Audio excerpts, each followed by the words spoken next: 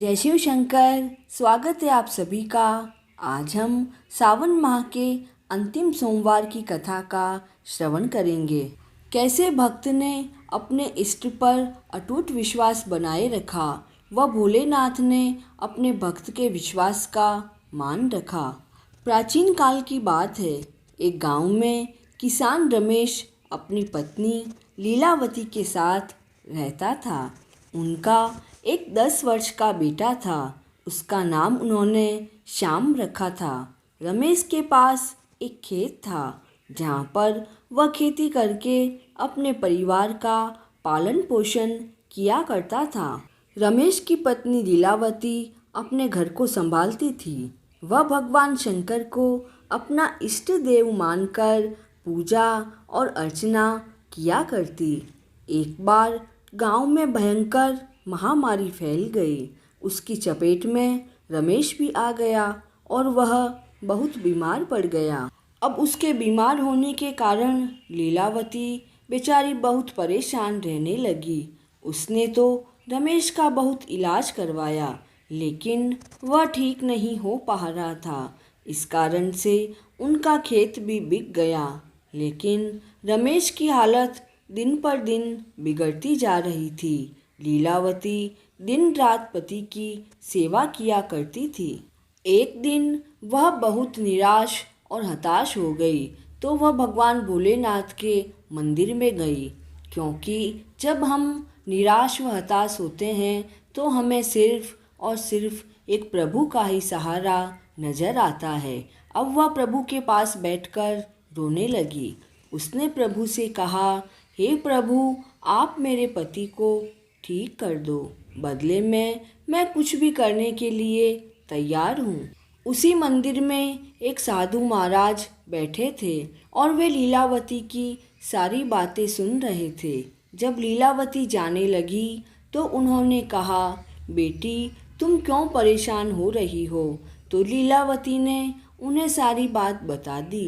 तब साधु महाराज ने ध्यान लगाया और कुछ समय बाद बोले, तुम्हारे पति के पिछले कर्मों के फल के कारण उसकी यह दशा हो रही है। साधु महाराज ने उससे पूछा कि तुम अपने पति के लिए क्या कर सकती हो?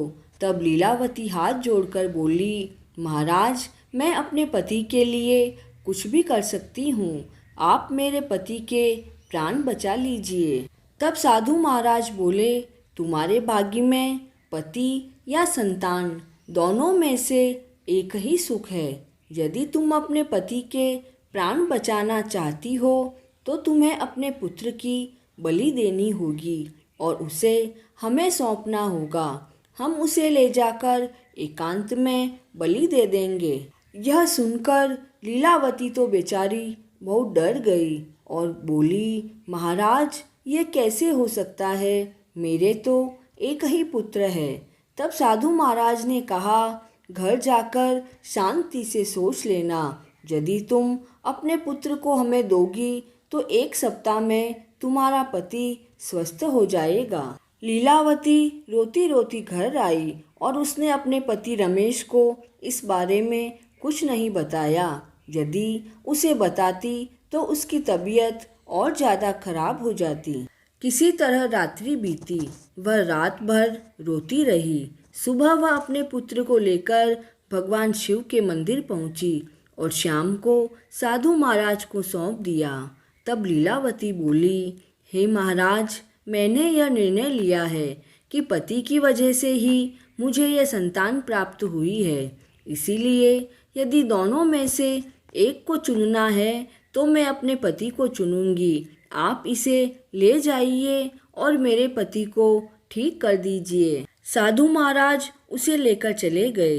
लीलावती वहीं जमीन पर गिर पड़ी और करुण विलाप करने लगी। वह रोते हुए घर आई। वह दिन रात पुत्र के वियोग में रोती रहती।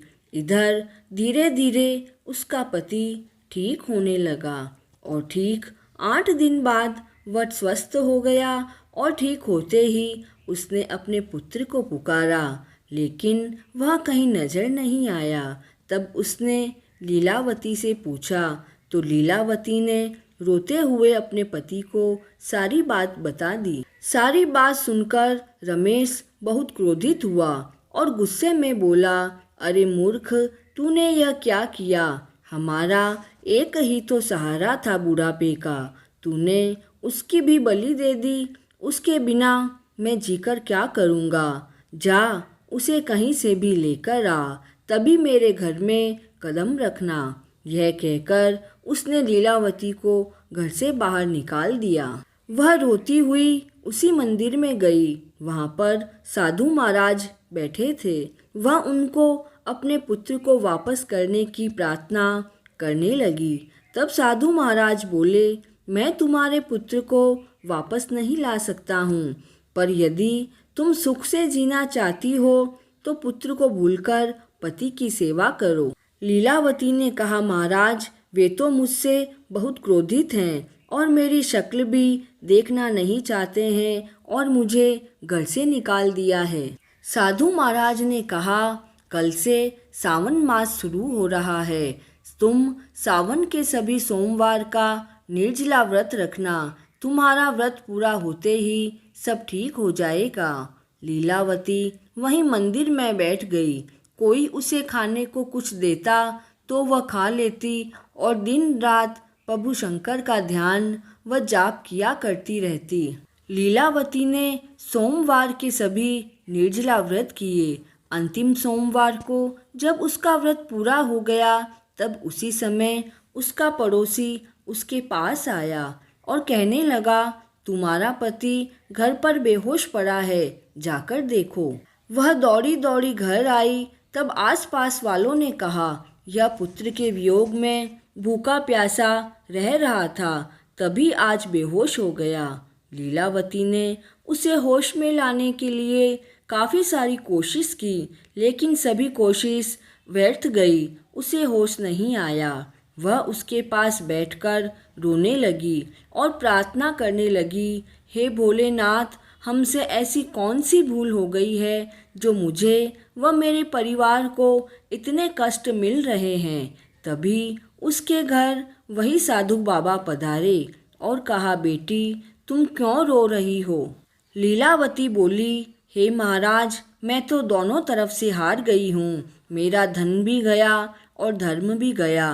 पुत्र की बलि दे दी और पति को भी ठीक नहीं कर पाई। तभी वह साधु महाराज भोलेनाथ के रूप में प्रकट हुए। उन्हें देखकर लीलावती उनके चरणों में गिर गई। तब प्रभु शिव शंकर ने कहा, बेटी, मैं तो तुम्हारी परीक्षा ले रहा था और देखना चाहता था कि तुम्हारा मेरे ऊपर कितना अटूट विश्वास है।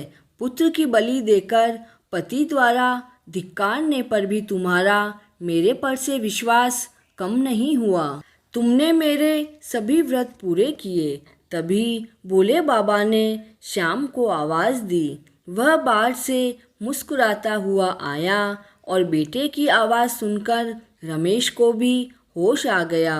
भोले बाबा ने प्रसन्न होकर उनके घर को अन्न धन से भर दिया।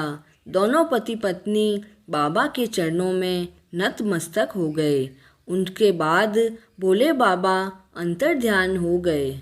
जैसे प्रभु भोलेनाथ ने उनकी कठिनाइयों को दूर किया, वैसे ही हम सभी के जीवन की कठिनाइयों को दूर करे। देवाधिदेव प्रभु शिव शंकर हम सभी पर अपना आशीर्वाद बनाए रखे। कहानी पूर्ण हुई। जय शिव शंकर।